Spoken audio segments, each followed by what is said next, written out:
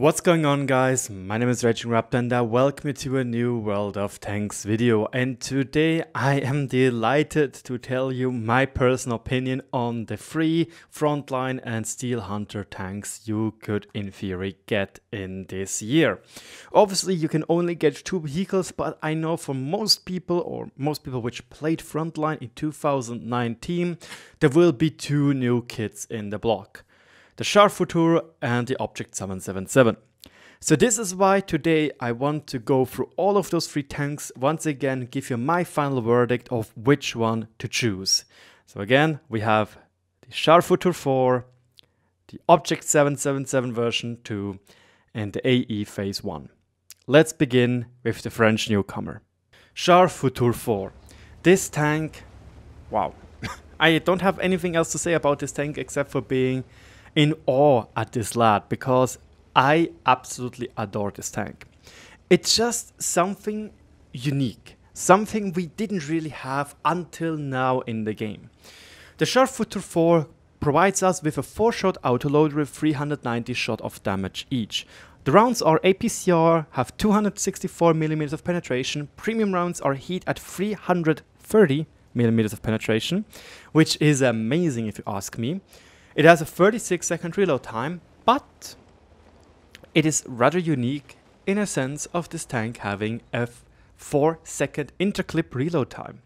I heard a lot of people during my preview of this tank talking about, man, this will be garbage, you can't clip anything, you have a 12-second clip unload time, like what the heck? Other tanks can do a lot more damage in less time, you know? For example, the T-57 Heavy is one of those tanks. It needs 6 seconds to fully unload 1600 damage into an enemy, twice as fast as the Char Futur 4. Even the mighty old T-54E1 is much quicker at unloading its clip than the Char Futur 4.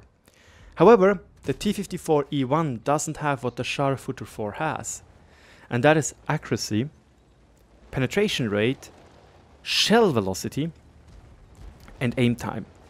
You might say 4 seconds, it's not that good for trying to get for trying to clip somebody out of the game. But in my personal opinion, it's so good. Like, it makes you a little bit more cautious, because you don't really have to have the feeling, oh, I have to clip this guy now because of this 2-second interclip reload time.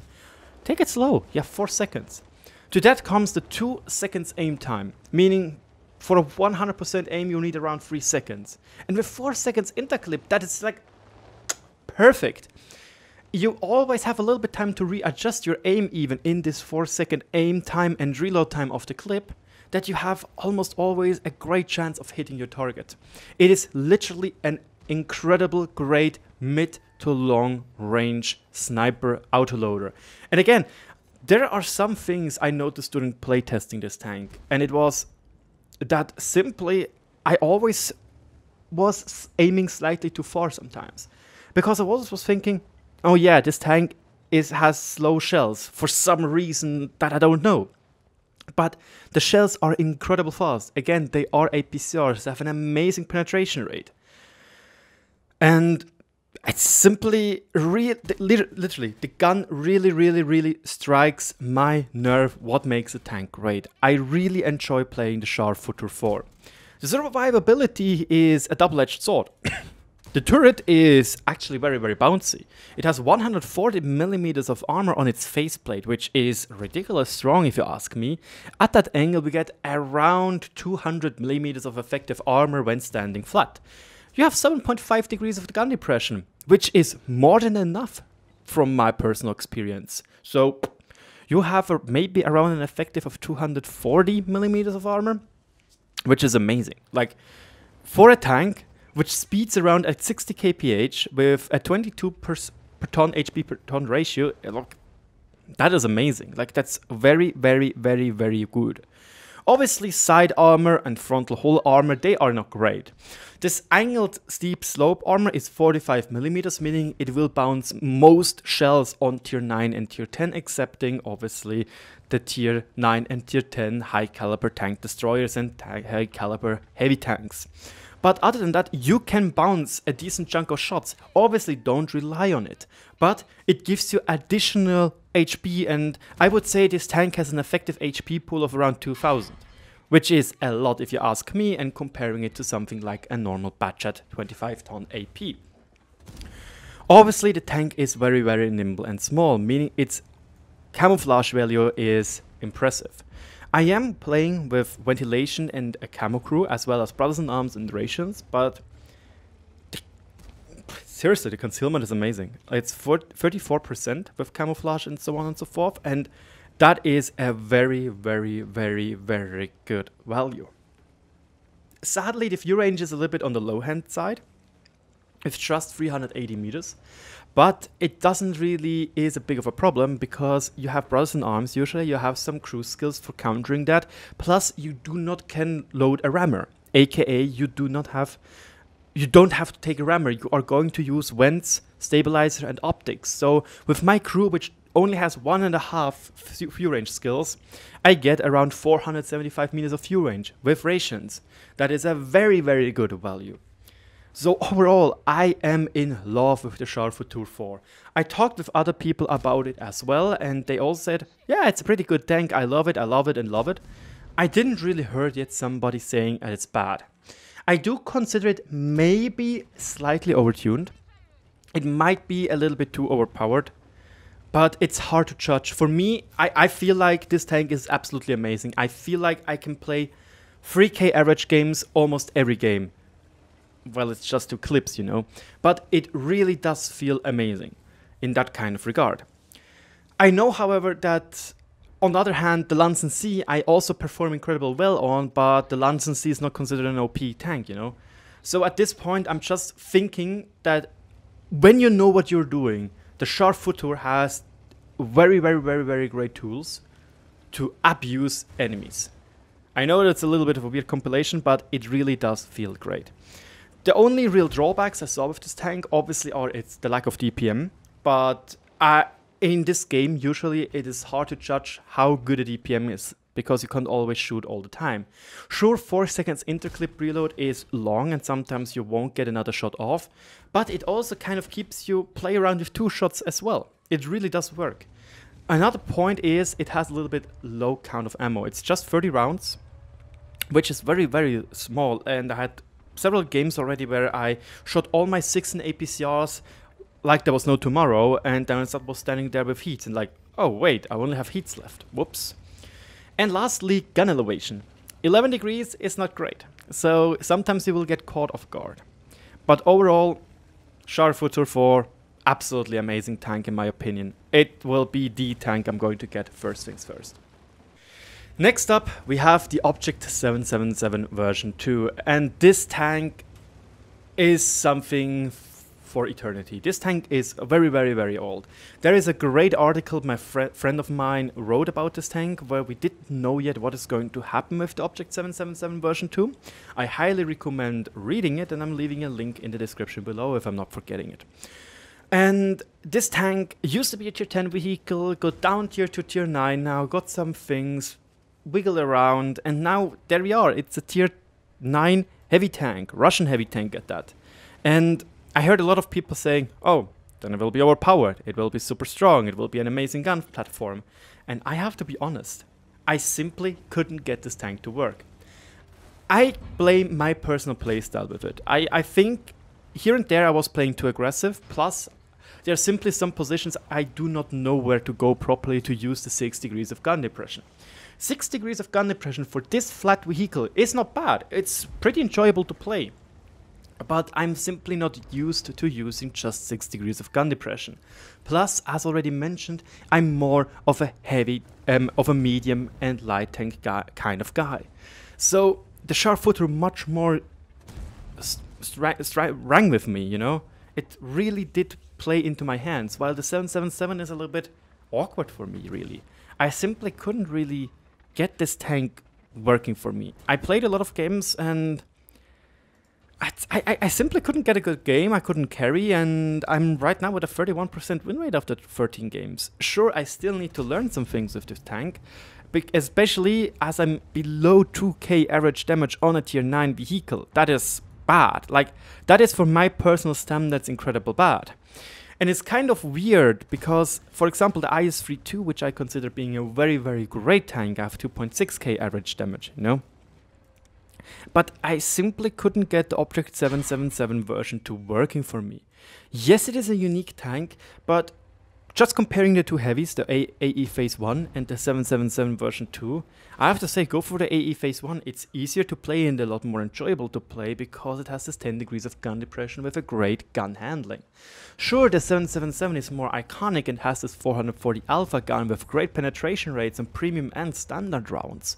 But there's not really anything else being like unique about this tank. The upper front plate armor should be good, but no, it's not really. At least it felt like that. The side armors are a mixed bag as well, and the turret armor is kind of awkward as well. Sure, you have big cupolas, which is not that bad, but it also hampers your ability to play aggressive because many people will know where to aim. And other than that, I also had some people just straight up shooting through my gun mantlet in a T10, and I was like, dude, what? What's that? To that we have poor view range. Again, 380, but on such a heavy tank, I consider to use more of a heavy tank upgrades, like tank gun rammer, obviously, vertical stabilizer and vents to get the most out of the gun handling. And the gun handling is not that good either, even though it's a Russian tank. So I do feel a little bit underwhelmed by the 777. So it is definitely not going to be overpowered in my hands unless there is really going to make something click. It is a unique tank, but if you have to decide between the three, I would go for the AE Phase 1. Not only are there a lot of premium tanks for the Russians already, yeah, so I don't know. The AE Phase 1 has a lot more in common with the Conqueror, which is already a fan favorite of a lot of people. So I would go for the AE Phase 1. Yeah, this tank, I still want to quickly gloss over it after we talked about the 777. There's nothing else to say except for it being basically a Conqueror in the American tech tree. It has an incredible good turret, it has great upper front plate armor, it has a very small cupola when you're playing hull down, you have 10 degrees of gun depression, 2700 DPM without a crew installed, which is very, very, very, very good. You have great gun soft stats. Seriously, this tank feels amazing. It only has 390 meters of view range, but it's 10 meters more than our Russian counterpart, and it has 4 tracks. Obviously. But seriously, 2758 DPM with a fully equipped, it's a very, very strong and good tank if you know what you're doing, aka just standing hull down and using 10 degrees of gun depression. To that we also have a great gun with great penetration rates and one of the best penetrations on premiums of any tier 9 heavy tank with 340 millimeters, which is again a great value. It is on the top of that. So yeah, it's also a little bit faster than the Object 777 when it comes to HP per ton ratio. However, the 777 is faster with top speeds in forward and backwards. Still, I consider the AE Phase 1 being the best of the bunch. So obviously, all those 3 vehicles come with the unlimited large repair kit where you don't have to pay anything for it, which makes those tanks very comfortable to play and actually also affordable to play, because not only do you not need to waste 20k, you also don't need to waste 5k per game when you are considering... Wait, is it 5 or 3k? I actually don't know for a second. That is a little bit awkward, obviously. Is it 5 or 3k? I think it's 3k for the small repair kit. I actually right now have the biggest brain lapse ever, I think, because I simply do not know. I honestly want to keep this in the video because I simply couldn't imagine that I actually forgot what it is. Wow. 3000. My god. I always buy them on bulk, so simply forget about that. Wow. Whoops. 10 out of 10. So, in conclusion, and the final Object 777 versus Char Futur 4 versus AE Phase 1. For example, if you have none of those tanks and you can get 2 from the current Frontline and Steel Hunter combined episode, go for the Char Futur 4 and the AE Phase 1. Again, Char Futur really resonates with me. It's an amazing and fun tank to play. It's unique and it just feels great. It has a little bit of a unique playstyle, as you can't really go in like a Burrasque can or a Bachatillon because of this long clip expel time, unloading time, but it really does. I think it's the best of the three.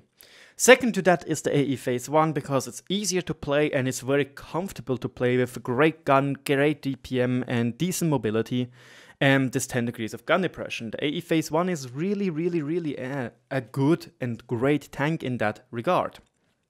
And lastly, and sadly on the last place, third place, the Object 777 version 2. Yeah, I can't get this tank to work. I simply can't. I don't know what I'm doing wrong. Am I playing too aggressive? Am I playing too passively? Do I not know the positions properly? I simply can't get this tank to work. The gun is a little bit weirdish. The mobility is great. Seriously, the mobility is great. HP per tone ratio is great. Top speed is great. It feels good and it feels like a heavium. But when I want to have a heavium, I would go for the T10, which has comparable turret armor. Sure, it has worse hull armor, but it's not worse by a lot, you know. So I would rather go for a T10, which has roughly the same turret shape on a much better platform, which is speedier, and has a better gun, you know. So I simply don't think those tanks, seriously don't think the 777 is it worth it that much. Again, my personal opinion, I actually got blamed by one of my German viewers saying that I dislike the Burrasque, that I'm an idiot, that I'm bought by Wargaming, and that I'm an asshole for saying that it's not overpowered. Again, I can't get it to work for myself, you know. But I consider, for example, the Lansen C as one of the strongest tier 8 medium tanks in the game, because I can get it to work very well. It's all about personal opinion. And this is why this video was a personal opinion video. Once again, a huge thanks to Wargaming for giving us those tanks as rentals, to get them, to test them, and even get our personal opinion out there to you guys.